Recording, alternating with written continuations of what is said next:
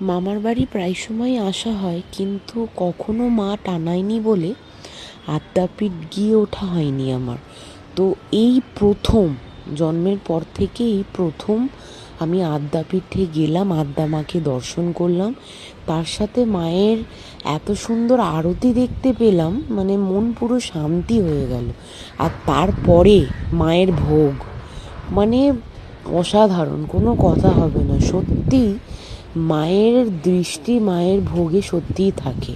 মানে এত সুন্দর উপস্থাপনা, যারা আদ্যাপীঠে গেছেন বা যারা ভাবছেন যাবেন, আমি তো বলবো অবশ্যই ঘুরে আসুন।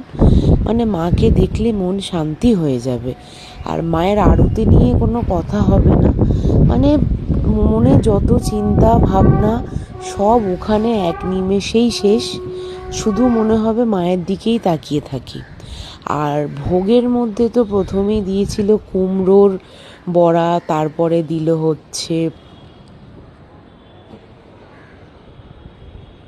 পোলাও, তারপরে দিয়েছে আলু পোস্ত, তারপরে ভাত, তারপর হচ্ছে এঁচোড় আলুর তরকারি, বিউলির ডাল ছিল, তারপরে দিয়েছে খিচুড়ি, খিচুড়ির সাথে এক নানা ধরনের সবজি চচ্চড়ি ছিল, শেষ পাতে চাটনি আর পায়েস। আর পায়েস যেমনই হোক না কেন আমার তো দারুণ লাগে খেতে।